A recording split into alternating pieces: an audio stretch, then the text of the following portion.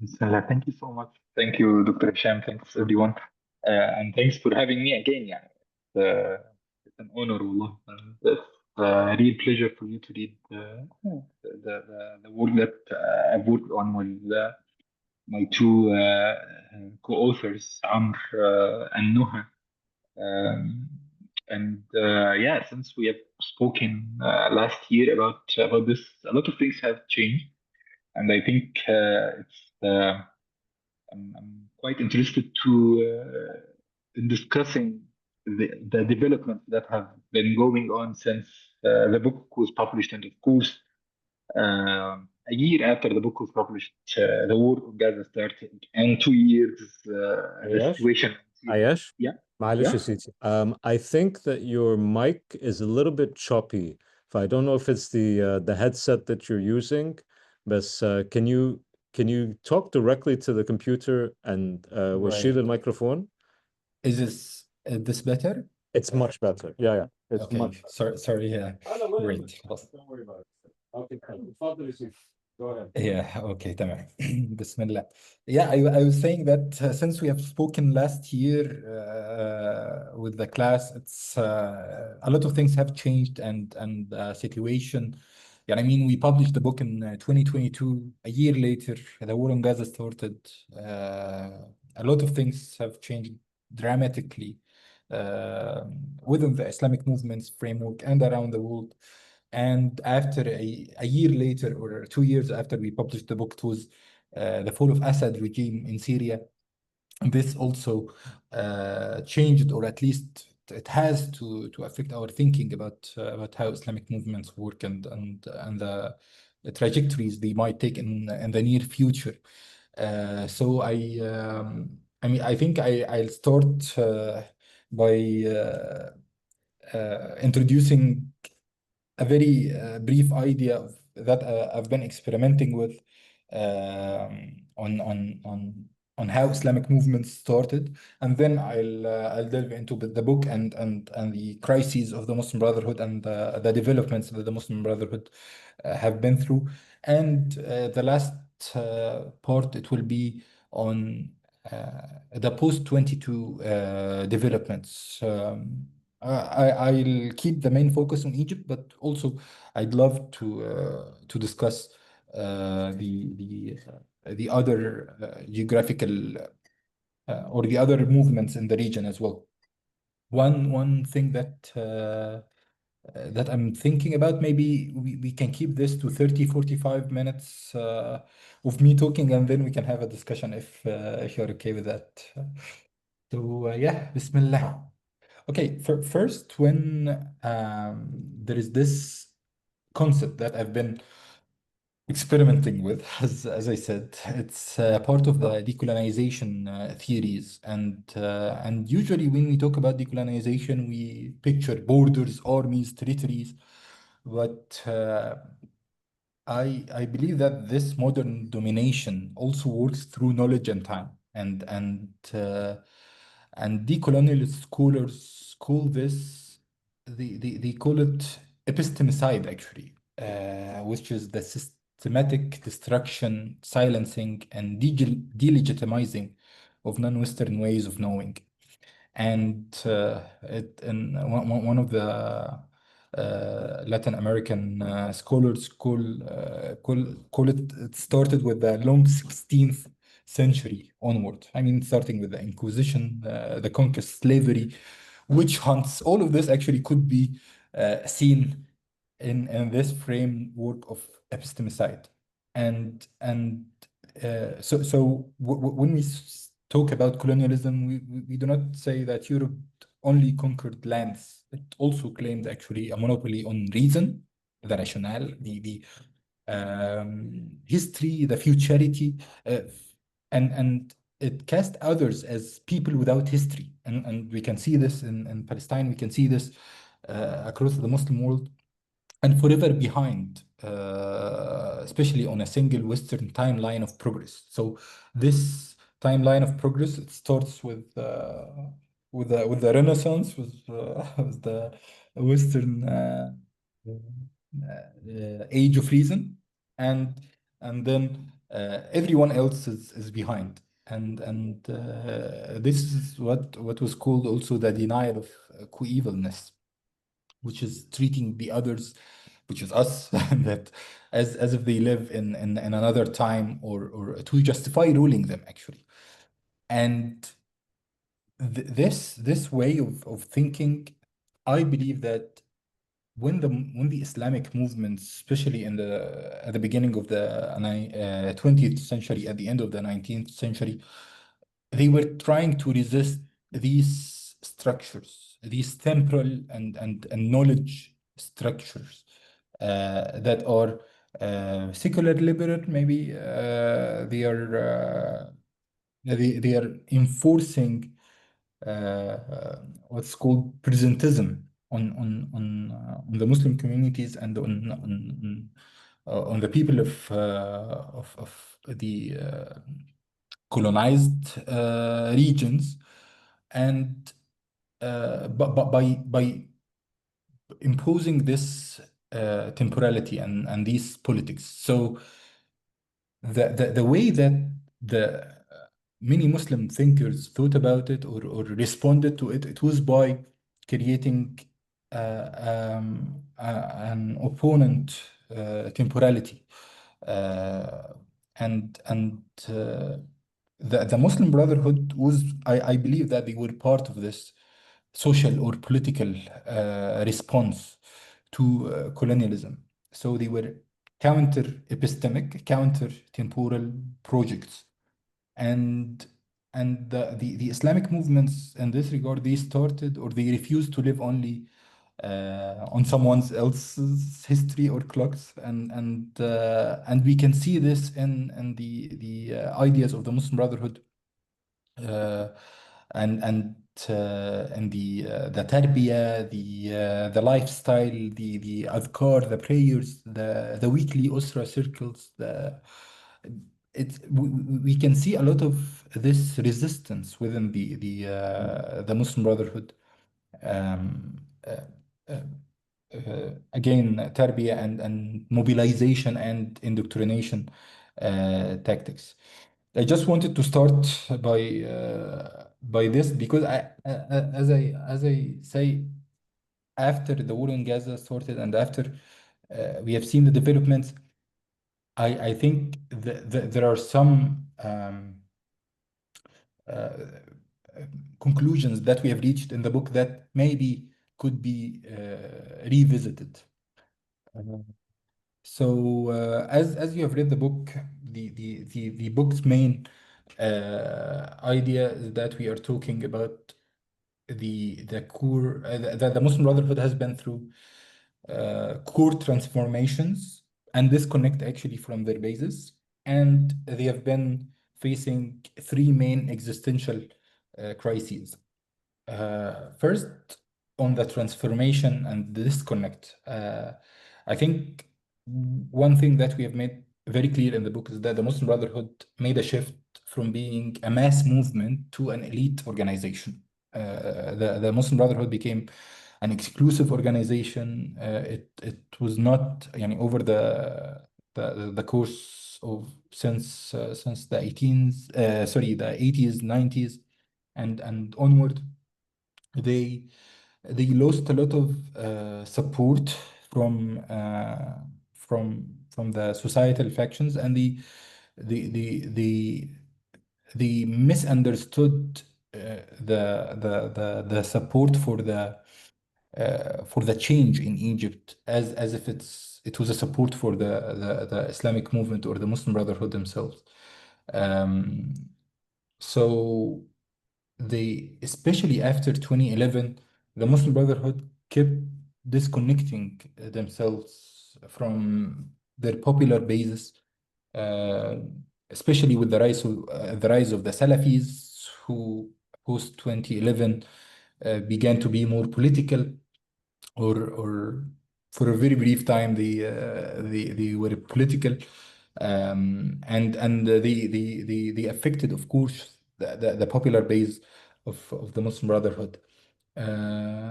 This accelerated actually the marginalization of the Muslim Brotherhood from the rest of the Egyptian society, and it allowed the regime or the military regime in 2013 to alienate the group and to justify the unprecedented crackdown on them that led to thousands of deaths and many thousands of people in jail, and others had to leave the country or to be forced to live in exile. So on the Muslim Brotherhood themselves, we identified three different crises. We call them the identity crisis, the legitimacy crisis, and the legitimacy and the leadership crisis, and the membership crisis. So in the identity crisis, the Muslim Brotherhood for several years, they lost their identity as a national party, as an or they for a very long time, the Muslim Brotherhood produced themselves or introduced themselves as an organization that is pan-Arab, pan-Islamic.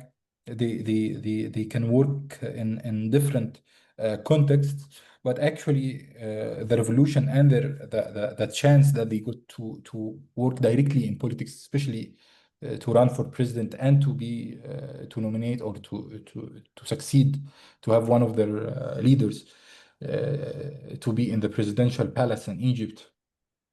It affected their identity as they became, at least rhetorically, focused on the national interests of Egypt, and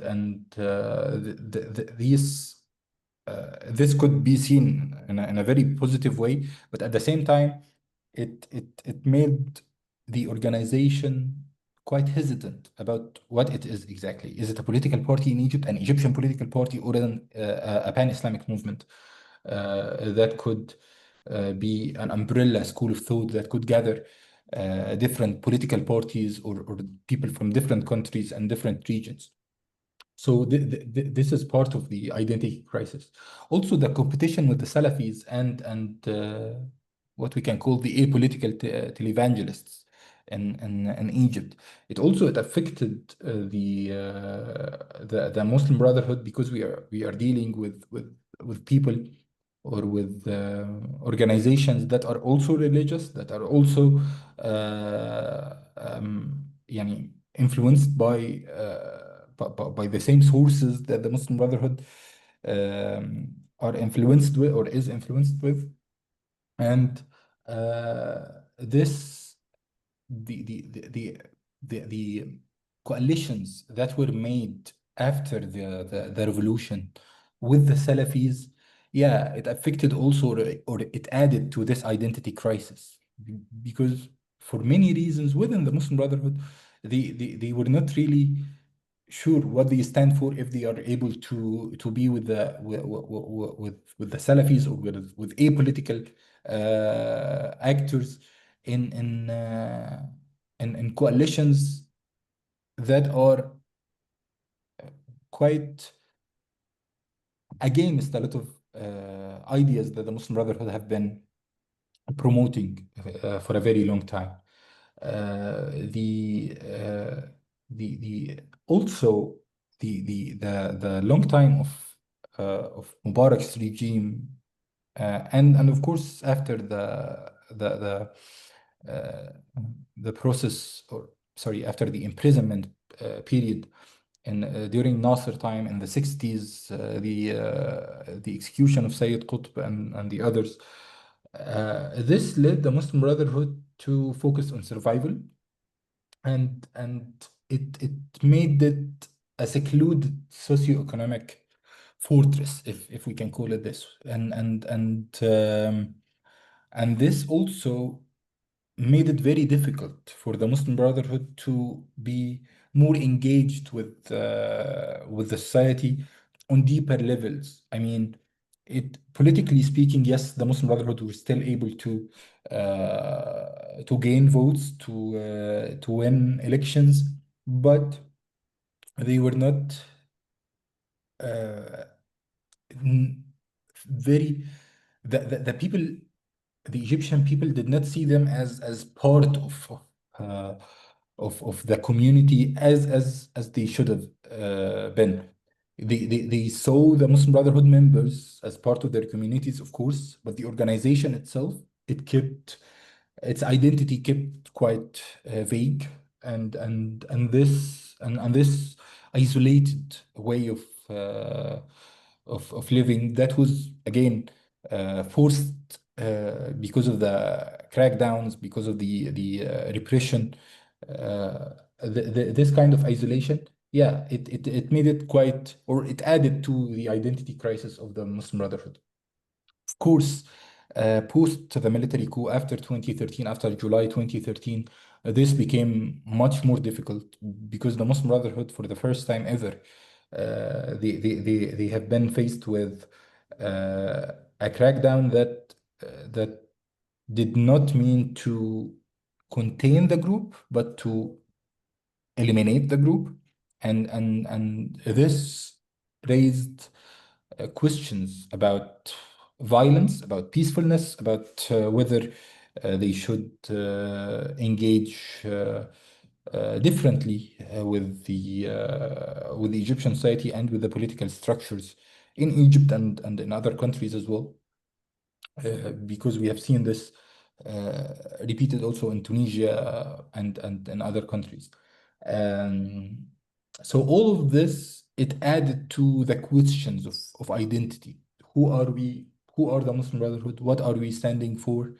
And and uh, and the post-military coup period, it saw a lot of these questions and debates around these questions that were not answered for a very long time, and actually I think until now they're still posing challenges to the group.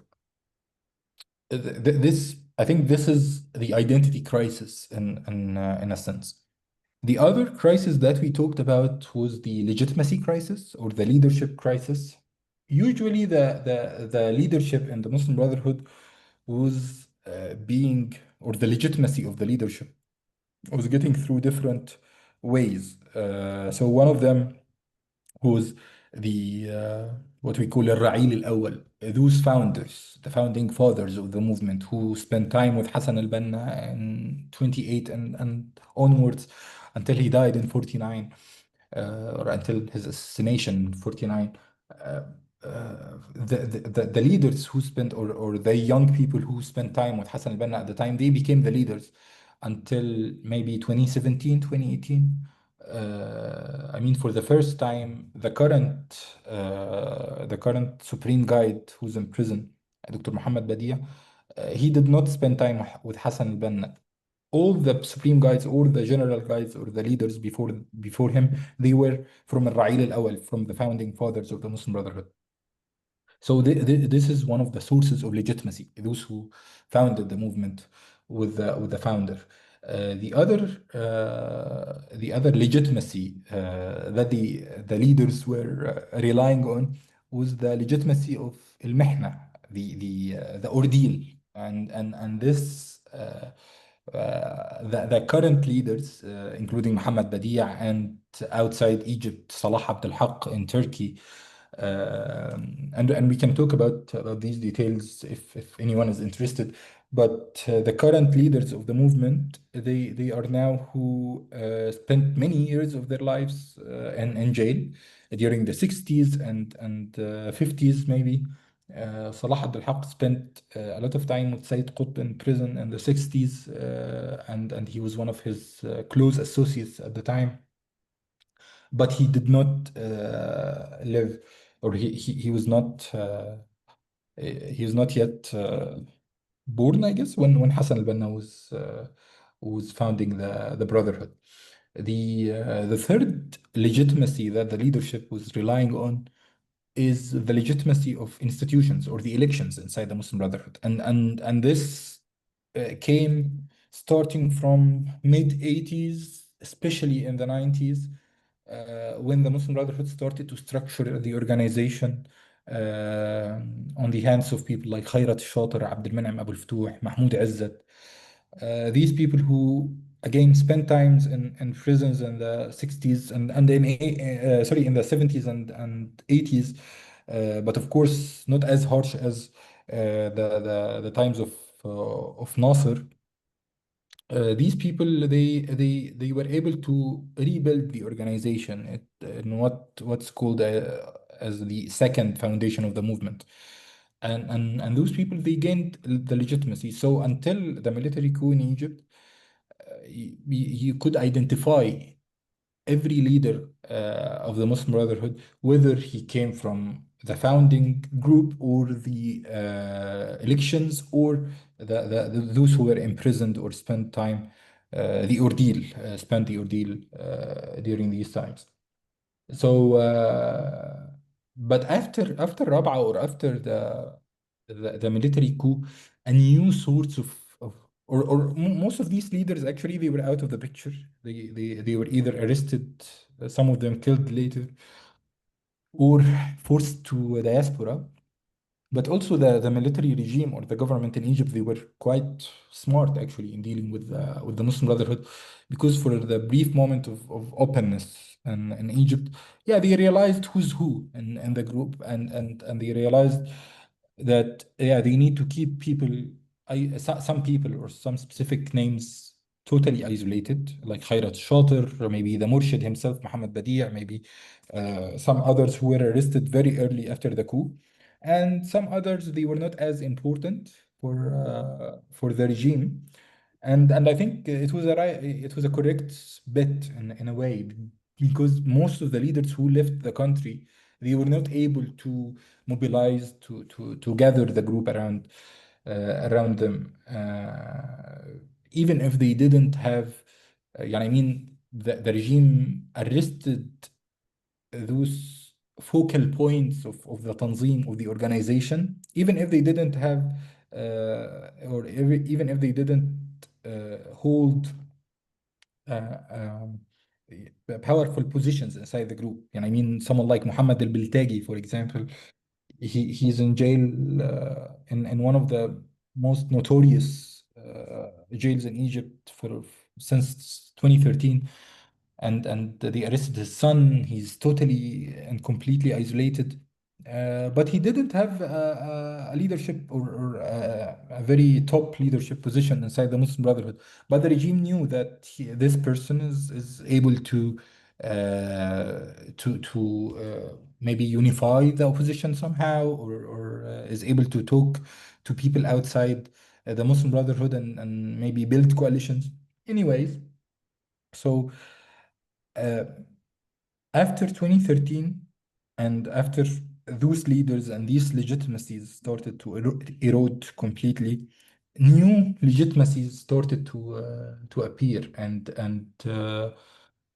these uh, I can call them maybe the legitimacy of strategy or the legitimacy of achievement, because some for a long time after 2013 the Muslim Brotherhood did not have a strategy that they could introduce or convince their members or others with, and those or some leaders started to gain or to think differently and to provide some different ideas about the group, or about the future of the Muslim Brotherhood and the future of Egypt. And some people started to see them as the rightful leaders of the Muslim Brotherhood. And this was one of the main sources of the legitimacy crisis. Some of these leaders, the strategy that they thought of, it was again not compatible with the history of the Muslim Brotherhood and the intellectual history of the Muslim Brotherhood. So some leaders like Muhammad Kamal, may he rest in peace, Allah yarhamu, and who was killed by the regime in 2016, extrajudicially killed by the regime. Muhammad Kamal, yeah, he thought about creating armed cells or militant cells to combat or to make to annoy the regime in different ways. And actually they were involved in violent actions and in some assassinations that led to killings of police officers and some military officers as well. After that, or at the same time, we are talking about leaders who left Egypt and who are in exile. They have a history within the Muslim Brotherhood, and they want to participate in the future, but they were so fragmented for many reasons that were mentioned in the book, and maybe we can talk also about these. But they had a lot of divisions and fragmentations over ideas and over again their legitimacy as leaders. And those who were abroad in Turkey and Qatar, for example, they were able to take more timely decisions, but the legitimate leaders in Egypt who stayed in Egypt, whether in hiding or in prison, they also claimed leadership positions or legitimacy, and they wanted to take part, or they felt that it's right to take part in the decision-making process within the Muslim Brotherhood. So this also made a lot of divisions within the Brotherhood. The splits that happened, it happened at first between leaders in Egypt and for a very long time, some of the main leaders in the Muslim Brotherhood were in hiding. They didn't communicate with the rest of the group, and those who were able to gather or to communicate with the group or with their counterparts in different governorates in Egypt, they were able to make decisions, and this gave them some legitimacy as well. But once the leaders who were in hiding came back, they said, no, this is not the right path. We are not going to go in this direction, the direction of violence, or maybe they were thinking about the survival again of the organization, because, and maybe this is right to think about as well, because if the Muslim Brotherhood in a community in a society like the Egyptian one,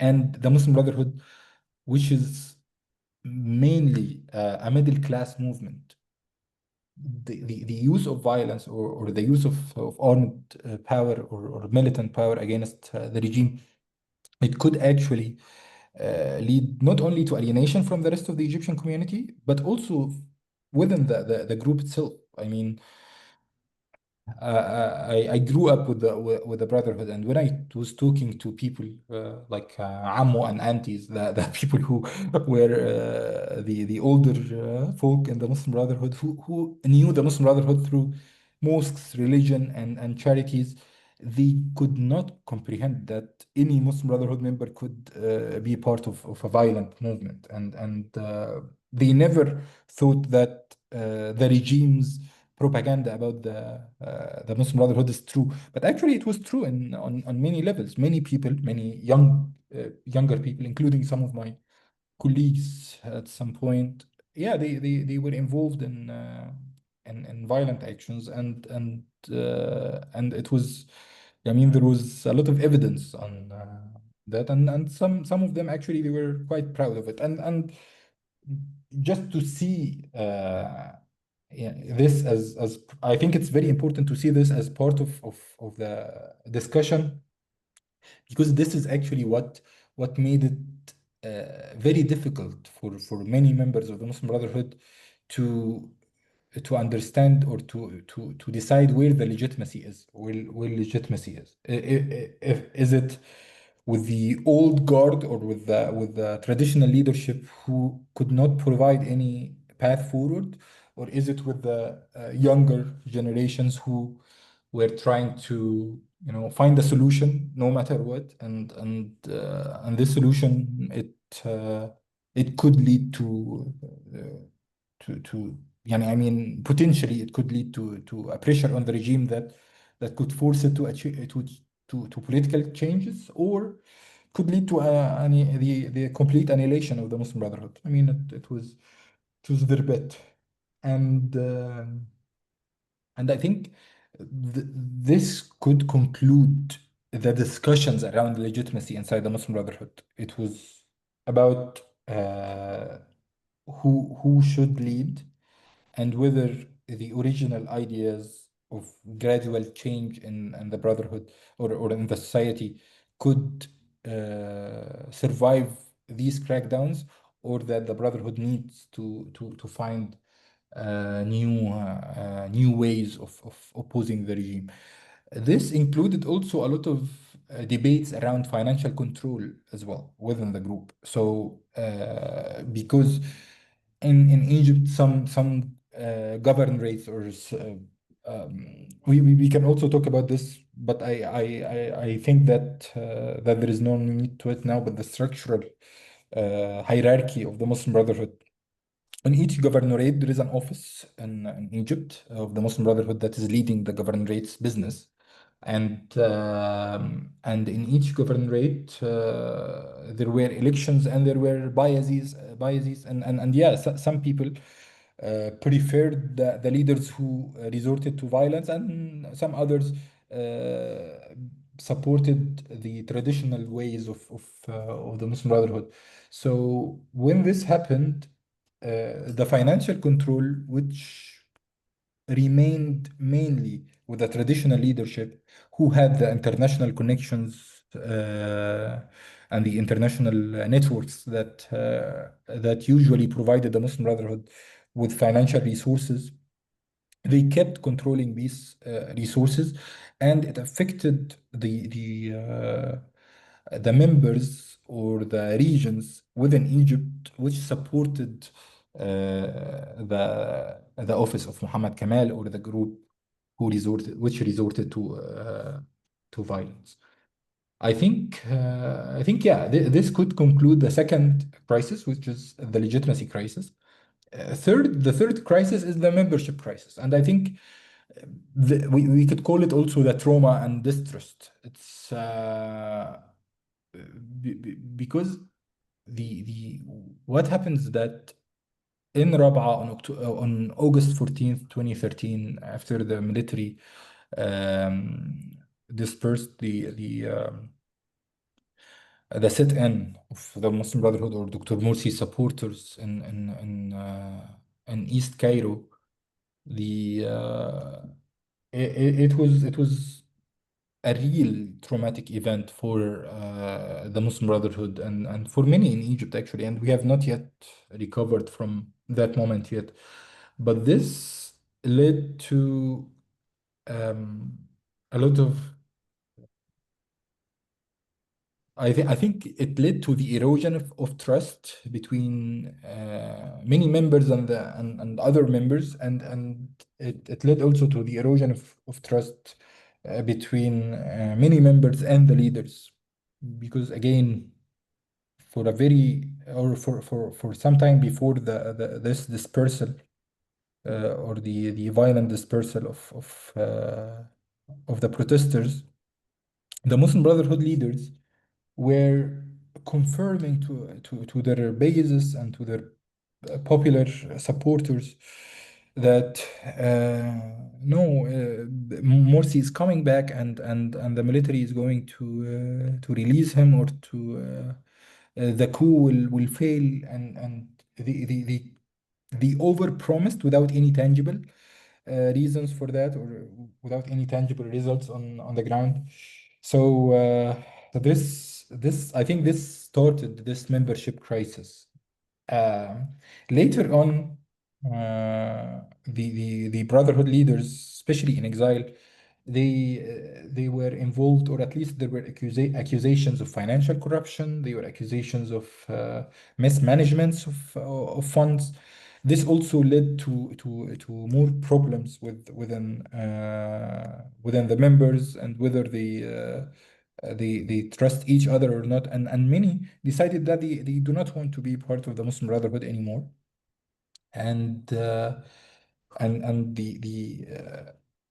because many of the uh, middle leaders, or the focal points between the top leadership and the grassroots of the movement, they were arrested, or they were unable to perform as or to perform the rules, their organizational rules. It became or the Muslim Brotherhood leaders started to be very harsh and rigid towards the junior members, who again sometimes not even resorted to violence, but maybe expressed some support to some factions within the Muslim Brotherhood on social media, for example. And this led to exclusion from the movement, and this happened in very, very difficult times. I know personally a female member of the Muslim Brotherhood who were forced out of her student dormitory in Turkey, because the Brotherhood was not sure which side she was in, and incidents like these, they do not only affect the victims, or the directly affected people, but we are talking about wider circles of people. And this happened in Sudan, it happened in Malaysia, and it happened in ways that again added to this mistrust and this distrust between members and leaders. I think this could conclude the main crises that the Muslim Brotherhood have been going through. And maybe for the next 10 minutes, I know that I expected to finish earlier actually, but maybe for the next 10-15 minutes, I can talk a little bit about how the war on Gaza, or how the post 2022 developments affected the Brotherhood in Egypt, or maybe also in other countries. But one of the first things that I wanted to say is that the war on Gaza, and the narrative that of supporting the Palestinian resistance against the genocide, it actually, I think, and again, these are some of my ideas, hypotheses. Please feel free to discuss and refute.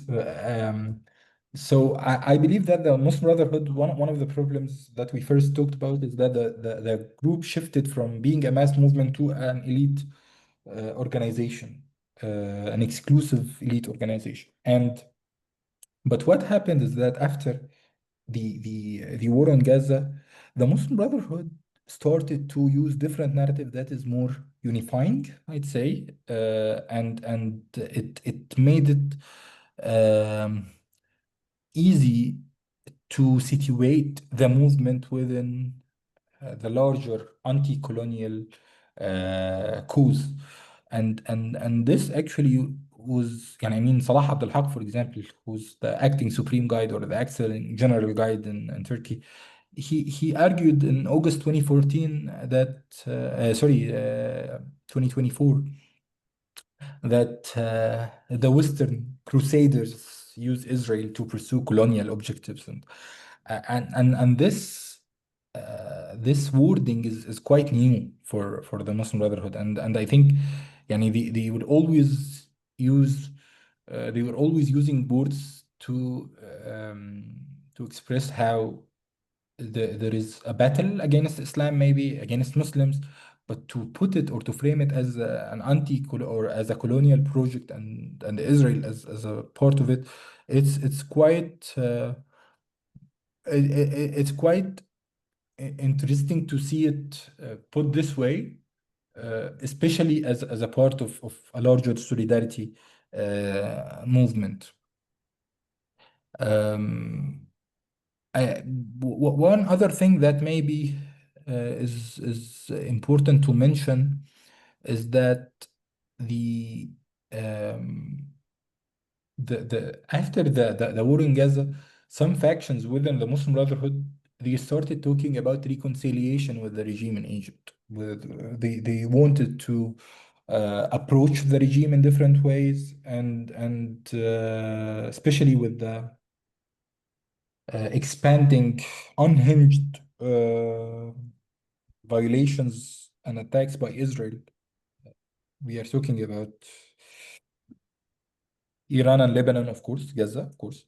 But we are talking also about Qatar, about Tunisia, about Syria, about Iraq, about Yemen, and these attacks and the rhetoric that has been used by the right-wing ministers like Smotrich and Ben Gvir in Israel, it really made it clear that yeah, Egypt is going to be on the radar for the Israelis, I believe, pretty soon. And this led a lot of members within the Muslim Brotherhood and especially in prison and among the exilees as well, that yeah, maybe it's time to try to find a middle ground with the regime. And this reconciliation, when the Muslim Brotherhood talked about it, they said also that we are ready to abandon politics for a specific time, or maybe and I think they were open to the idea that yeah, the Muslim Brotherhood as an organization could be just a preaching, a da'wah movement without being a political party. But early after these statements were made, or these moves were made, yeah, the regime not officially, but the regime, yeah, didn't indicate any interest in reconciling with the Muslim Brotherhood. But this also added to the divisions within the group, because at the same time there was a hardline faction within the group that, you know, said that there is no way but to remove this regime and to because there is no way to oppose or to fight Israel or to fight back with this regime in place. But these were some of the discussions that were made over the past two years.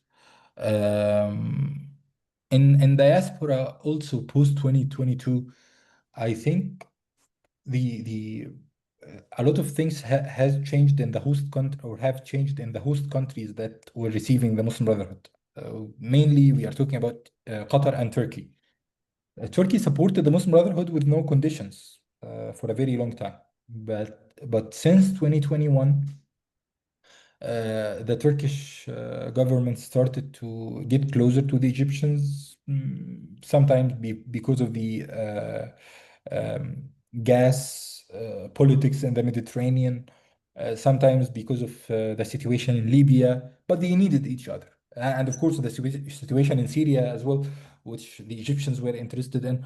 So they needed each other, and right now, the Turkish have been expressing very optimistic opinions, or very positive opinions on Egypt and the Egyptian leadership, which was, you know, uncomprehendable before. I mean, we would have never imagined that, you know, Erdogan, who attacked Sisi personally several times, yeah, to call him a brother or to be with him in the same place. But yeah, I think this is mainly because of yani this, of course, now is is is, uh, is being affected by the Israeli aggressions, but it's also part of the mutual interests between the two regimes. This affected the Muslim Brotherhood in Turkey, for example, by the closure of their TV stations. Many of them, they could not get their citizenship. Some Turkish citizenships were revoked. So all of these developments let the Muslim Brotherhood also lose a lot of ground in Turkey, and the same happened in Qatar as well. Qatar, for and I mean, it's Hamas was an offshoot of the Muslim Brotherhood, and the Qataris have been hosting Hamas for many years now, since they left Damascus in 2012, and and Qatar, they wanted to. I'm not sure if they wanted to use the Muslim Brotherhood or the Islamic movements or not, but yeah, they made use of them, and right now, no, the situation also is is becoming different. There was a reconciliation between the Egyptians and the Qataris, and MBS actually, Mohammed bin Salman had a big role in that, in opposition to MBZ and the Emiratis. So this led also to the Qataris putting some pressure on the Muslim Brotherhood in Qatar. So we are talking now about host countries that are not very friendly anymore. The Turkish or the Turks, they said that they will not be deporting any member of the Muslim Brotherhood to Egypt, but they forced many of them to leave the country to a third country or to another destinations. Some people moved to the UK, to the US before Trump maybe, and some moved to Asia, maybe Malaysia and Indonesia, and some people moved to Africa as well. But it's not the same for them anymore. It's not as easy. It wasn't easy, but it's not as it was before. I think I have some more notes, but I think we can stop here and we can open for discussion. Please let me know what you think and if you have any questions. Yeah. حبيبي Thank you. عايش if you have anything else you wanted to cover براحتك خالص بس otherwise we'll ask some questions. Is there anything that يعني don't feel obliged to stop if you have anything else that you wanted to cover? Right. No. I think that the other things that I wanted to say, to talk about it, it's not directly related to the Muslim Brotherhood. It's about Islamists in general, especially in Syria.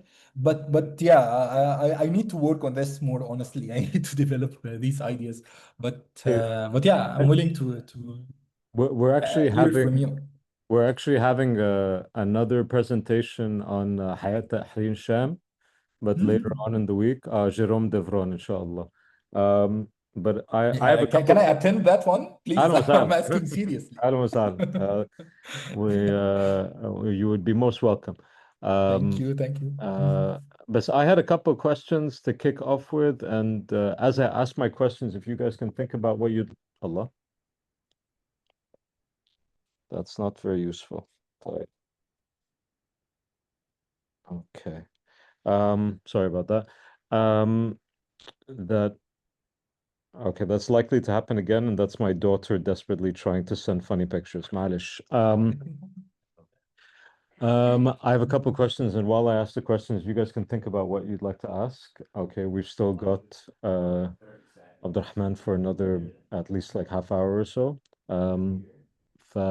My first question was about organization. Okay, because the typical accusation is that the MB is يعني. Okay.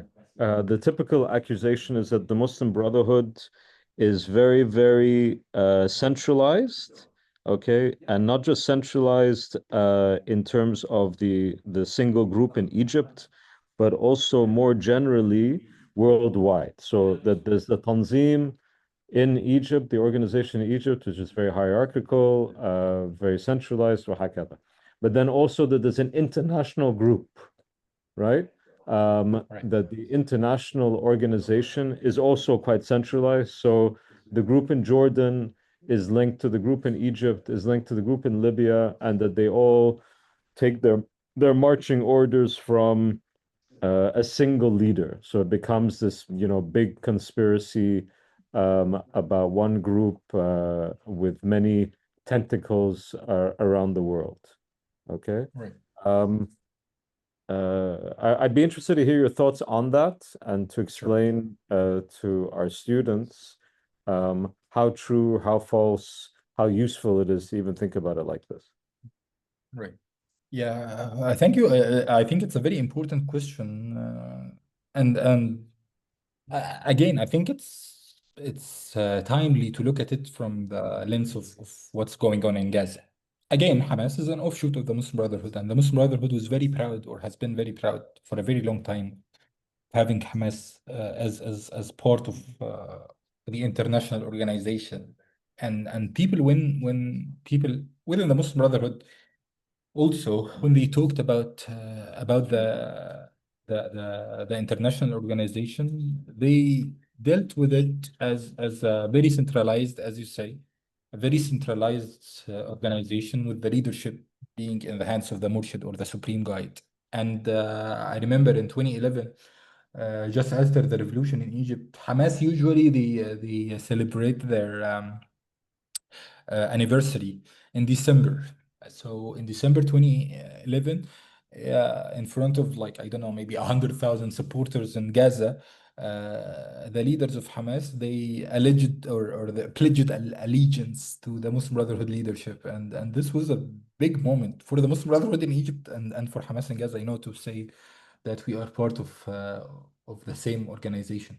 But what happened after 2013 is that the Muslim, this centralized structure, it failed miserably. I mean, in Egypt, it was Dr. Morsi who's who's leading the country. He did not he the Brotherhood could not make a case for a pan-Islamic or a pan-Arab movement that is that could care for, or that could prioritize the Ummah's interests. And this, it's very difficult for a political party to do that anyways. But the Muslim Brotherhood, because again, this could be back to the identity crisis. But because of that, yeah, they couldn't lead the movement or the international organization from within Egypt. And after the military coup, yeah, the movement started to or the international organization started to collapse, I'd say. I know it's a big word for the Muslim Brotherhood, and it's not. It doesn't mean that the movement is no longer there, but it started to face existential challenges, really. And in a short period, the Muslim Brotherhood in Tunisia, they said that they are not part of the international organization anymore. Before that, the PGD in Morocco, the Justice and Development Party, they said that they are not part of the organization anymore. The Libyans did the same, the Algerians did the same, even Hamas. For the first few months, or the first maybe year and so after the military coup, yeah, the Egyptian regime and the media in Egypt, the pro-government media, they portrayed Hamas as, those who supported the group, the Brotherhood. They are the terrorists on our eastern borders. They are the who infiltrated prisons during the revolution in 2011, and they infiltrated the borders. They so it was this demonization against Hamas. So Hamas, for some time after the coup, they were in a very tough position. But the intelligence in Egypt and the military at some point, yeah, they made it distinct, and Hamas made it also clear that they are not part of the international organization anymore. And this could also provide us with some, in hindsight, provide us with some explanations why they went towards the محور المقاومة, the axis of resistance, and to Iran. Because the main support systems that they were relying on, yeah, they lost it. They lost them. So having said all this, the group that we knew before 2013, no, it's not, it's no longer there. And the international organization that was based, or that had a leader in Egypt or in Cairo, who's this is an anecdote. Please do not share it outside. But I remember I met with Khairat Shater, the deputy supreme guide of the Muslim Brotherhood in 2012, and in his office, he was just moving between two offices in his place, and he was like, "I'm sorry to keep moving away because I'm he didn't say I'm following. He said like I'm managing the Tunisian elections from the other room, and he was like, "No, we are here in Cairo, but yeah, the Tunisian elections are being run from the other room."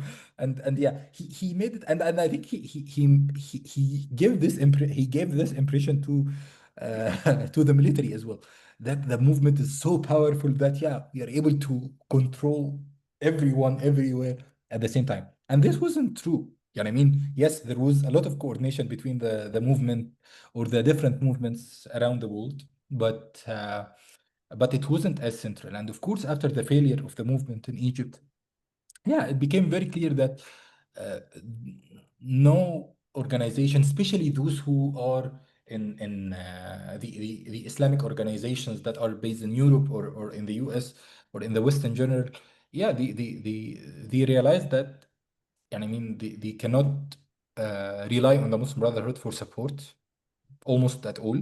And there is no use of keeping the relation, the organizational relation, but at the same time, they are all believing in the same school of thought. And this is something that I don't think that is going to change, honestly, because yeah, the core of the ideas are still there. But yeah, I hope this answers your question.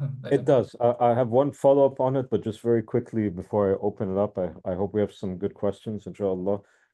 Would you say there was any point where there was an international organization where there was a chairman or a murshid sitting in Cairo where he could say, okay, we are the international organization of Muslim Brotherhood, and our members are the Egyptians, the Tunisians, the Libyans, the Jordanians, yani all of these Muslim Brotherhood organizations have sent basically a delegation or a representative to this international organization, and I'm the chairman, so I'm the head. Um, Even on a symbolic sort of level, would you say this ever really existed in any effective fashion besides just saying, yeah, we love Egypt, الدنيا مش أكتر من كده? Yeah, on a symbolic level, yes, yes. And I mean, one of the anecdotes as well, it was written in one of the books on the Muslim Brotherhood that Hassan Hudaybi received, Hassan Hudaybi, the second supreme guide of the Muslim Brotherhood, between between 54 to 70 or 69, I guess. Hassan Hudaybi received a mail in his prison, and it was addressed to المرشد العام للإخوان المسلمين. And the officer who gave him the letter, he was like, there is no brotherhood anymore. He said, yeah, there is no brotherhood in Egypt anymore. The organization is dissolved, but the organization around the world is still there, and I'm still the murshid, I'm still the guide for the group outside Egypt. And so simply speaking, yes, it's been there. And I think the way that the guidance office or the guidance bureau in Cairo carried, yeah, it allowed it to make some strategic decisions for the group around the world. But again, this could be seen as this is how we understand Islam. This is how we understand jurisprudence, and this is our decision as a movement or as a school of thought to understand Islam this way. And our affiliates will do the same. Maybe the relation with Israel, for example, could be one of these. And yeah, these strategic decisions, it was always I mean, I don't think that any other brotherhood branch or offshoot in a country would reject these notions, but yeah, it was agreed upon. The other thing is that the financial resources, they were not being run by Egypt, but again, it I imagine that it was if I don't know if someone or a mosque needed to be built in some poor African country, for example, and the Brotherhood has their links in Kuwait or in Saudi Arabia. So yeah, they could divert some of these funds to through the channels of the Muslim Brotherhood, and Cairo could be one of the reasons for that. And this gave Cairo the way. But to decide in Cairo on the politics or the policies of the movement on day to day, or even tactical moves, elections, for example, in different countries. No, yeah, I mean the Jordanian Muslim Brotherhood, they decided to create a party, and they had a lot of discussions, divisions, and decisions made within Jordan that the Egyptians were not totally on board with it. But yeah, they didn't have anything to do with it, and they couldn't change that. And I think this is also the case for Turkey, for other countries, in Morocco as well, and in Algeria at some point. Yeah. You said Turkey, but of course Erdogan is a different movement altogether. Yeah, no, not Erdogan, of course. No, I'm talking about Milli Gurush, Okay, the طيب, got it. yeah, yeah, yeah, Arbakan, Najmuddin Arbakan, and the movement after that. Erdogan himself, yeah, no, the Muslim Brotherhood since the very beginning. I met Dr. Morsi, Allah yarhamu, in 2007, and he was like, no, Erdogan, he's not a brotherhood at all, and he was at some point, but he's not with us. And they were using this word كانوا عنبا وأصبحوا خمرا. They were grapes and now they are wine. So Wow. yeah, Okay. yeah. طيب, شكرا سيدي. I'll open it up for like questions. How many people have questions first? That's one, two, three. Oh, يعني حتى يعني someone who's not even a student in the class wants to ask you a question. Yeah, والله my pleasure. خلي بالك من نفسك. Okay. أهلا وسهلا. So But not with the security. That's the important لا, he's the provost. طيب. الحمد لله. طيب, Jibril, why don't you go ahead first? The, he spoke about Kuwait. You know, I spent a lot of time there, and they're very active there. You can't hear this, can you? I can. Oh, you can والله. Okay, طيب ماشي. Yeah, يلا. yeah. ارفع صوتك شوية. Yes. Yeah, you spoke about Kuwait because I know that the leaders here will ask you about the context of the United States, which is Right. also a really good dialogue to have. But in Kuwait, I spent a lot of time there, and they're very active, but they do not self-profess their membership actively as they're doing the dawah. They're very active, you know, with feeding the poor people in Ramadan and khairiyah and these type of things. Could you speak a little bit more to the affiliation, because you mentioned other countries, but in that context, you don't see, for example, Tariq Suwaidan have a conference where young kids come, but they'll do like leadership training and these type of events. So could you just go a little bit more into that context, and maybe the other leaders here will ask you more about the United States and how you can find the manifestations here at different conferences or different events and things like that. Right. Sure, Jazakallah khairan, yeah, of course. So on Kuwait, actually, of course, I'm not expert on the Gulf, but in Kuwait, the group or الحركة الدستورية حدث, the movement there, it's affiliated with the Muslim Brotherhood, of course. But again, in different countries, there are more factors at play than the international ones. I mean, in Kuwait, for example, the diwaniyat, the gatherings, the tribal relations, and the political balances within the state itself.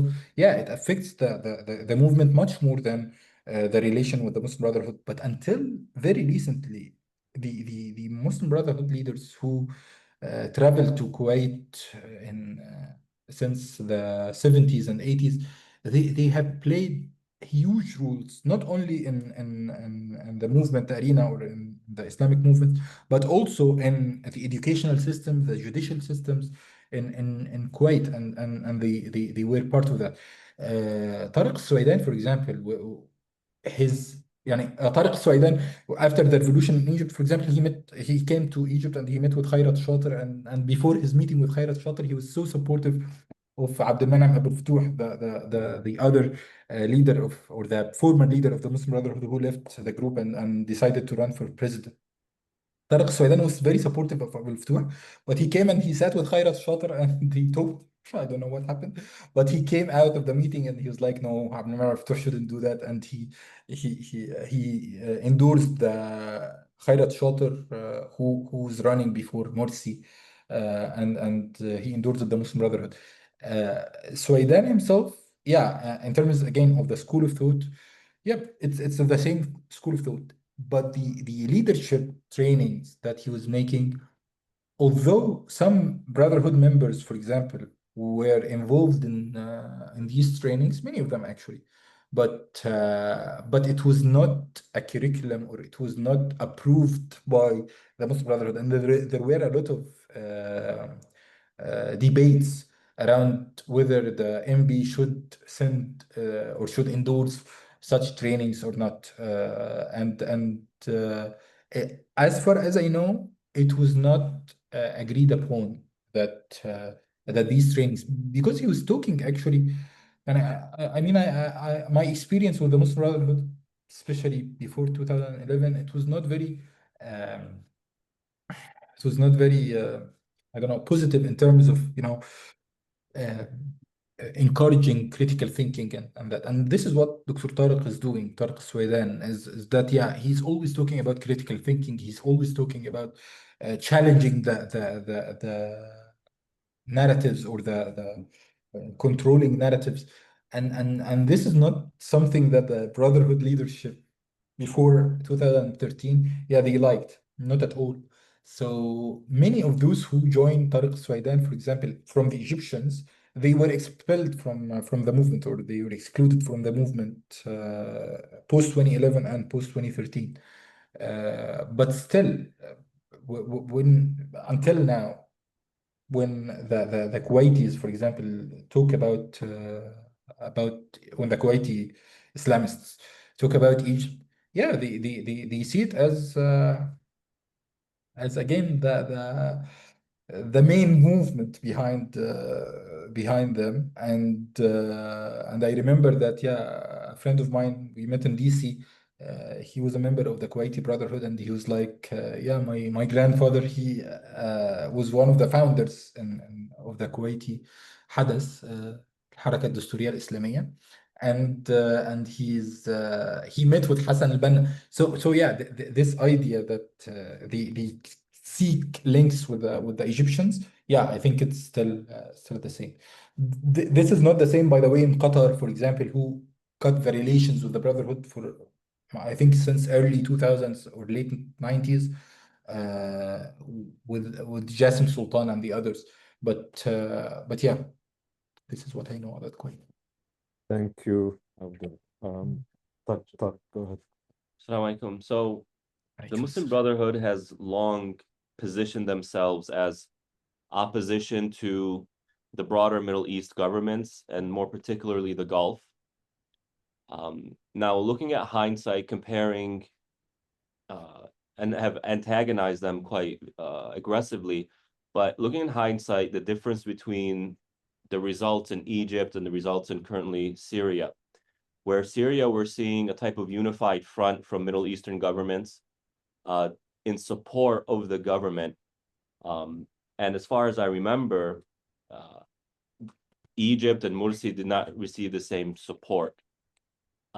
Is that because of the affiliation with the Brotherhood, or were there attempts to have conversations that Morsi and the Brotherhood rejected, or was there continued antagonization? So, what is the roots of that opposition? If I'm observing this correctly, like, why is there such a strong specifically Gulf sentiment? If the Brotherhood or Morsi had reconciled with neighboring governments, do you think there would have been better results? And number three, the situation in Gaza, I'm seeing, or I'm feeling that it's become an opportunity for Middle Eastern governments to continue to purge the Brotherhood.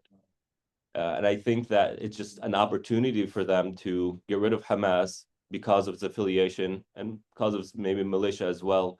And then you have Jordan, for example, the most recent example of a purge of the Brotherhood. And Jordan has been very friendly to the Brotherhood. And the Brotherhood there, I lived there for several years. The Brotherhood there, I never felt a type of dissent towards the Jordanian government. They're very cooperative. So what do you see the future of the Brotherhood? I know you touched on some of these, but maybe if you can provide a little bit more information.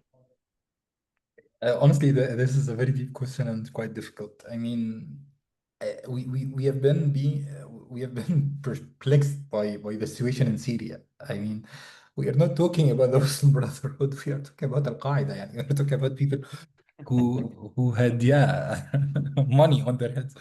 The it's when I think about it from within the Islamic movement's framework, I see that, yeah, there are new rules being, or there are lessons that are being learned that being in power, being really in power, changes everything. And this is what happened with Al-Shara or Al-Julani. And the the way that Saudi Arabia is leading the relation with Syria right now, I think without MBS, and honestly, I mean, I mean, I'm not in favor of the guy at all. I knew Jamal Khashoggi, Allah yarhamu, in person, and but MBS is playing a very smart game when it comes to Syria. He's containing the new leadership. He's giving them a platform, an international platform. Egypt is not happy with that, or at least Sisi, when they met several times, or when the Egyptians and Syrians met, yeah, it didn't seem as positive as the Saudis. But now the situation in Syria, I think it has a lot to do with Iran and the influence of Iran, and that the Saudis, they need a counter force to be in Syria. I think part of it also is that the Muslim Brotherhood did not have much power, and I mean the military, and I mean in hindsight, if we are looking at the Egyptian revolution or the Egyptian experience, the military did not leave the helm or did not leave the leadership of the country for at any moment. I mean, we were very proud, or the revolutionaries were very proud in March 2011 when they occupied the state security buildings or headquarters in Cairo. 2 years later, we realized that we were being taped at the time. And I mean, we were being taped inside the state security headquarters by the military intelligence. And so the Emiratis, or the counter-revolutionary forces in the Middle East, when they dealt with the Muslim Brotherhood, they really dealt with, or when they dealt with Egypt, they really dealt with the military, with the intelligence, with the structures that Mubarak built, or the Mubarak's regime has built for many years.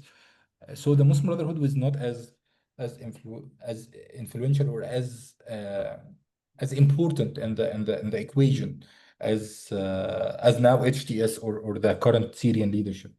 The other thing on reconciliation, actually, the Muslim Brotherhood tried, honestly. And I mean, one of the first visit ever to Morsi, it was to Riyadh, to Saudi Arabia. He met with King Abdullah, and he was very open to discuss the future where the Muslim Brotherhood could be supportive or could be part of the Arab community. But and they received some positive feedback at the beginning, but no, I mean, they quickly realized that it's part of a game, and the Emiratis, they since the beginning, they were very harsh and very they antagonized the Muslim Brotherhood at the very beginning. And I think this moment of 2011, it was very scary for the Gulf monarchies, and I think for Jordan as well.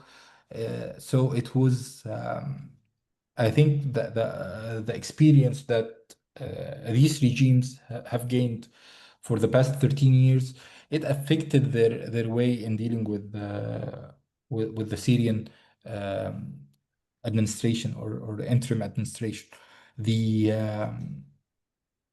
Brotherhood also in Egypt, they tried, and I mean, the position from Israel, it was quite, and it was very obvious, and the Israelis were so weary of the Muslim Brotherhood, but they did not also, and I mean, they left the whole file of Palestine, Israel to the military intelligence. And I remember meeting Dr. Hisham will love that. I met with Eric Traeger actually in 2013 after the military coup in Egypt. I met him in Istanbul, and he was saying that معلش through Ayyash, his you need to explain who Traeger is. Oh yeah, sure. So Eric Traeger actually he was in the National Security Council recently under Trump until he was let off or let out. But Eric has been working on the Muslim Brotherhood and the Islamic movement for a very long time. He was with the Near East, the I'm sorry, WINEP. He was with Yeah, WINEP, yeah. Washington Institute. Right, Washington Institute for Near East Policies. Eric, when it comes to Islamists, yeah, he's an expert, but a very biased one, a very well connected to the dictators in the region. And he was actually sitting behind Trump when he was meeting Shara in Riyadh when he was visiting. So Eric Traeger, yeah, he was telling me that the military in Egypt in 2012, they were very happy with how Mohammed Morsi and how the Muslim Brotherhood is handling the Israeli question, because they left it for the military, and their political moves, they were quite smart in dealing with Hamas, especially in 2012. At the end of 2012, there was a beef war between Hamas and Israel, and the Muslim Brotherhood or the leadership at the time in Egypt, they stopped the war. They effectively stopped the war quite fast. And the Egyptians, the military was happy with that. It seemed that at the time the Americans were happy with that. Of course, the Israelis were not. So this was one of the situations that I think affected also, or is affecting now the stance from Syria. Syria, it doesn't have a lot of power. I mean, military power, at least on the short term. It affected or خطوط الإمداد, the supplying lines to Hezbollah and to the others are now cut, and the Israelis, and I mean, the Saudis are okay with it. Actually, they are happy with this. The Emiratis are happy with this. So I think these all could be part of the equation. On Jordan, I think I agree with your understanding and analysis. Yeah, the Jordanian MB, they never opposed the monarchy or the king in ways that could be harmful to the country, to the stability, or to the movement itself. But I think after Gaza, it's and I mean, the Jordan itself, it has maybe more than 50% of its population is Palestinian. The what's going on is really getting on the nerves of everyone, and the protests, they're not even able to protest after a couple incidents of people infiltrating the Jordanian borders with Israel and attacking. And some of these people were Brotherhood members. The Jordanian government, they realized that maybe any organization at this moment would pose a threat to the relations with Israel. I don't know, and I think that's why they banned the group recently. But I agree, they never did anything that is really dangerous to the movement or the monarchy or the relation with the monarchy. They were part of the government several times. Their جبهة العمل الإسلامي, the Islamic Action Front, the party has been legitimized, has been part of the parliament for a long time now, and at some point the party tried to say that, yeah, we have a different leadership and different positions than the movement, but yeah, it didn't work out, and I think that Jordan could be, or the countries bordering Israel could be much more, you know, sensitive to the question of the Muslim Brotherhood. You know, right now, or يعني, I mean, recently, one of the consultants or advisors of Ahmad al-Shara, the president of Syria, he published a piece on Al Jazeera arguing the Muslim Brotherhood in Syria to dissolve the movement, and that now we are we have an Islamic rule, we have or an Islamic ruling, we have a president who we know and who we trust, and there is no need to for the Brotherhood to exist in Syria anymore. And there were a lot of responses to him, but I think this could be an indicator. I don't think that there will be a decision to dissolve the Muslim Brotherhood in Syria, but this could be an indicator to where the movement is going, or where the situation in Syria might evolve. It could be also part of you know, could be part of the terms of a closure with the Saudis or with the Emiratis. It's quite difficult to understand, but yeah, we are following, and I'd love to hear from Driven actually, if he can answer this question. Yeah. You're most welcome when he talks later this week. Type. Who was خلاص that? تمام إن شاء الله. I know there was. I saw another hand. I had a question speaking a little bit to the sisterhood structure within. Can you hear you, Ayyash? Yes, yes. Okay. Within the brotherhood. How does the female branches of the brotherhood work with their counterpart male branches, and how do they work together in leadership, work together in progressing the movement while maintaining, you know, the equity that the brotherhood literature speaks of? Yeah. Did you get all that? Yes, yes, yes. Okay, so on the sisterhood, things have changed a lot actually. So at first, when Hassan al-Banna founded the organization, the sisterhood was founded shortly after that, maybe a few years after. If I remember correctly, it was in 33, so 5 years after the foundation of the Muslim Brotherhood, maybe a bit later. I'm not sure honestly, but the leaders or the sisters leading the movement at the time, they had some influence on the Muslim Brotherhood in general, and they were part of the discussions with Hassan al-Banna. They were some of them were married to other leaders of the Muslim Brotherhood, so they influenced the movement through this way. But since the Muslim Brotherhood is talking about the first ordeal 48, the second ordeal 54, and the biggest one is 65, 66. So in 54, the Brotherhood started, and in the 60s as well, the Brotherhood or the sisters started to be engaged in some aspects of the leadership, and they were affected drastically by this. I mean, they were arrested, they were tortured. Famous names include Zainab al-Ghazali and Hamida Qutb, the sister of Sayyid Qutb, and others. But what happened later is that, yeah, the Brotherhood restructured the organization in a way that the sisters or the women in the group do not, and structurally speaking, they are not able to reach leadership positions. I mean, the Muslim Brotherhood, it has 5 membership stages or like circles of membership. The first one, but only the sisters has the first 2. So there are 3 levels of membership that are not accessible for the sisters in the Muslim Brotherhood.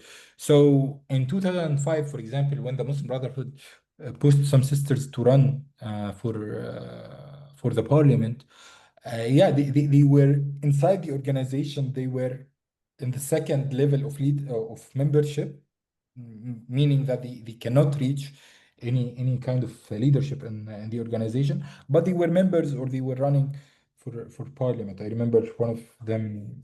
Her name was Makarim Diri, also in East Cairo, and she was she succeeded actually to reach the parliament. This is one thing, and after the military coup, of course, the sisterhood actually they were the main drivers for the networks, for the support of the detainees, the support of people in exile, and they also they were affected a lot by that. Many of them were arrested after Rabaa directly. There were a lot of dire, يعني very very bad testimonies of people from the sisters or يعني sisters being يعني I mean the violations against them it was horrible and with these testimonies the I think the brotherhood realized that it's I don't know if it was an organizational decision or not, but they kept them under the radar most of the time. And now, until now, the regime is still arresting people or brotherhood members, yani sisters from the brotherhood. But yani I mean the numbers are very low, but the conditions are very difficult, honestly. And those people, they are being arrested not for being brotherhood members but for supporting the brotherhood. And I mean, one of my friends, actually, she is a journalist. She was arrested for visiting Dr. Morsi's family after her death. She was arrested for 6 months before that because of that. And we have seen a lot of cases like this. So it's I mean the crackdown, the brutality of the regime, and the kind of violations that they were subjected to, the sisters were subjected to after the military coup. Yeah, it made it very difficult for the Muslim Brotherhood to decide that to put women in the leadership. Although in the exile in Turkey, for example, you could find members of the sisterhood participating in meetings, for brainstorming, for policy making, but and I mean not as much as one would hope. The last thing I'd say here is that the women inside the Muslim Brotherhood. I'm sorry, I lost the track of my thoughts, but yeah, before the revolution, actually, all of the communication, or yeah, before the revolution, all of the communication between the brothers and the sisters were confined into in the what's called the اللجان الفنية, the committees, electoral committees, for example, the student committees, and there was a مسؤول للأخوات, there was a male responsible, or a male person who's running the whole sisterhood department inside the Muslim Brotherhood, from the general or the guidance bureau. And this person, he would have meeting with the leaders of the sisters through like familial relations and things like this. So it was quite difficult actually to run the sisterhood by male leaders. But yeah, this was the case. As a student, when I was with the Muslim Brotherhood, I didn't engage with sisters inside the group for 5 years. I studied for 5 years in the university. Yeah, I never engaged with يعني female members of the Brotherhood in any organizational capacity. Yeah. Thank you. That's what you want us all to think. It's okay. I'm talking about organizational capacity. Aha! Yeah, there we go. It's Right. very. Any other questions? Go ahead. Yeah, I wanted to comprehend the Muslim brothers. So I can raise your voice. I Yeah, wanted please. to comprehend the Muslim Brotherhood's influence in the United States. And so I wanted to have you kind of talk about pre 9/11 and then post 9/11? How was the influence pre 9/11 and post 9/11? Yeah. I mean, there are a lot of Muslim Brotherhood members who left Egypt, and some leaders who left Egypt in the 60s, 70s, and 80s, and resided in the US, and they were part of creating the Islamic scene in the US right now, and yeah, the Muslim Brotherhood take a lot of pride in that. You, but you know, for example, I'm thinking actually about the previous question about the women as well, and I'm sorry, what's her name? Dr. Ingrid, the one from That's it, Madsen. Ingrid Madsen, yes, Canada. Madsen, exactly. Dr. Ingrid Madsen. I mean, it was a big problem for a lot of Egyptian Muslim Brotherhood to have a leader of the Muslim community, yeah, it was Esna, right? Yeah. So yeah, and I think there were some divisions that happened later, partly because of that, because the Western, the Canadians, the Americans, they developed in very different ways than the Muslim Brotherhood in Egypt or in the East would prefer, and and the the يعني I'm not an expert honestly on before, especially on before and after 9/11, but one of the things that I can talk about is how the Muslim Brotherhood, for example, dealt in the aftermath of 9/11. There was some uh, attempts from Egypt to engage with the narrative of Islamophobia and what we called Ikhwanophobia in the West, and this happened. I remember in 2007, in 2006, and after that in 2009, the Holy Land Foundation case, and after that the Ground Zero Mosque, for example. Around these times, yeah, the Muslim Brotherhood started through their website, Ikhwan Web at the time, the English website of the official English website of the Muslim Brotherhood, to try and to introduce themselves in a different way, and they relied on a lot of American Islamic organizations or Islamic institutions in America. They relied on them for support and for guidance in different ways, and also in shaping the narrative that could be acceptable in the West, and at the same time without losing any kind of without losing their credibility, and without losing on their ideals. But for example, the ways that the wording Israel, for example, was used in English and in Arabic, it was different. I mean, in the Arabic website, you could find it referring to Israel as the Zionist entity. You will never find the word Israel in the Arabic website, but the English website, no.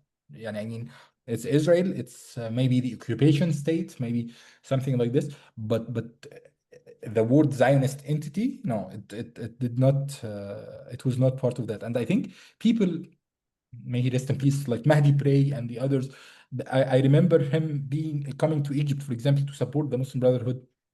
He was with MAS, to come to support the Muslim Brotherhood during the military trials in 2007 and 2008. There were military trials against 40 civilians of the Muslim Brotherhood, and people from America came, including Mahdi Bray, yeah, they supported the group, and they tried to portray the group as, again, as a political party, as a political organization, not as a terrorist organization, because the Mubarak's regime at the time, by putting the Brotherhood and the narrative that they used, by putting them on military trials, yeah, they tried to be in line with the war on terror narrative in the West. So yeah, this was some sort of an attempt to manage the discourse, or control the narrative to some extent. Other than this, the Muslim Brotherhood, I don't think that they never had any organizational influence in the US.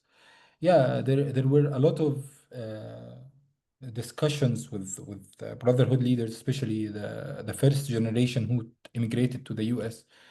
People like Sheikh Hassan Hathout, for example, Dr. Hassan Hathout, and the others. And these people, they were part of, again, of the Islamic scene in the US. But when you see their comments or articles, writings on the situation of the Muslim Brotherhood in the East, in Egypt and the Arab countries, you would find them very critical, very yeah, they have very strong reforming voice. I remember one of them, Hassan Hathout, for example. Yeah, he wrote a chapter in a book in the early 90s that was written or edited actually by Abdullah Nafisi, a Kuwaiti Brotherhood member at some point. Abdullah Nafisi wrote or edited the book and collected articles or papers from different people. And Dr. Hassan Hathout in the US, he was talking about, yeah, how the Muslim Brotherhood organization lacks shura, for example, and that shura needs to be more effective and more um, that the Brotherhood need to stick more to the shura decisions and not only to put it as a stylistic process or just a process for معلمة أو ملزمة. Is it shura just for letting people know what the decision what people think, or is it ملزمة? Is it should the leaders be committed to the results of shura? And this is something that the Muslim Brotherhood in Egypt did not like, honestly, because yeah, the leaders, they had some ideas. But I mean, this is very detailed. It could be very detailed discussion. But what I'm trying to say is that the Muslim Brotherhood in the East, they did not have that influence in the US or in the West in general.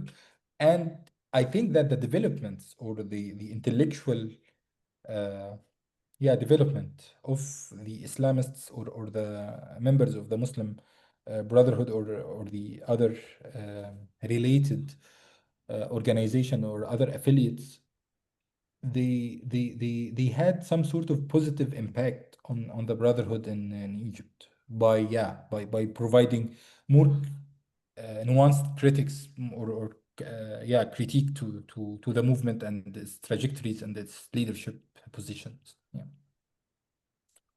Right. I'll let one more question just because of time. And I think I think we'll just end there. So Rajai, you had a question?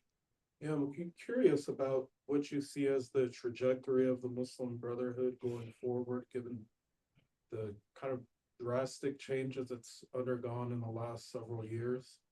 Do you see it as something that's going to be effective organizationally across international lines, or is it something that you think will just linger as an ideology and maybe manifest in different ways? Right. Yeah, I think that over the past couple of years, the Brotherhood has been more interested in engaging with outer or outside partners or building potential coalitions. This was very clear in, narrowing down or understating the ideology part and focusing on the focusing on the national aspects, again, the anti-colonial aspects of it. It's quite difficult to anticipate what could happen, but I believe that the situation in Syria, what's going on again in Gaza, it's going to change. I believe so. It's going to change everything.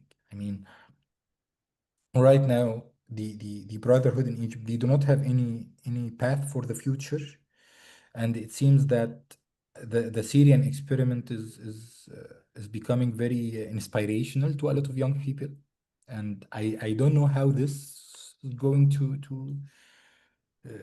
manifest in reality, but uh, but I believe that the current or the upcoming generation of the Muslim Brotherhood again is giving less importance to ideology and more importance to, or more focus to building coalitions, and you can see this through the articles that is being written about human rights, for example, about adopting or even being in coalitions with LGBT community over communities over Gaza, for example. This is changing something. This is making it quite. I think it is changing things within the Muslim Brotherhood. I don't think it's going to change ideals of the Muslim Brotherhood, but it's making them more prone to changes, more pragmatic in ways that could allow them to play different parts in the future. But it's quite difficult, really. يعني this is the question that I've been thinking about, or I'm thinking about all the time. Not only the brotherhood, but yeah. Abdelrahman, thank you so much. course. You gave us all a great deal to think about. I think the questions were good and shows how much interest there was in the topic. طبعا we'll be continuing a conversation here about the same topic for the next few hours, I think. But we owe you a great debt for setting us off on the right foot, inshallah. Thank you so much. وبيننا الكلام بعدين إن شاء الله. تمام إن افتح شاء الله. موبايلك. Thank you so much, Dr. Hisham. طيب يا سيدي خلي بالك من نفسك. Thank you very Thanks, much, everyone. and I hope the students will join me in thanking you for your time. Thank you, everyone. Really, it was a real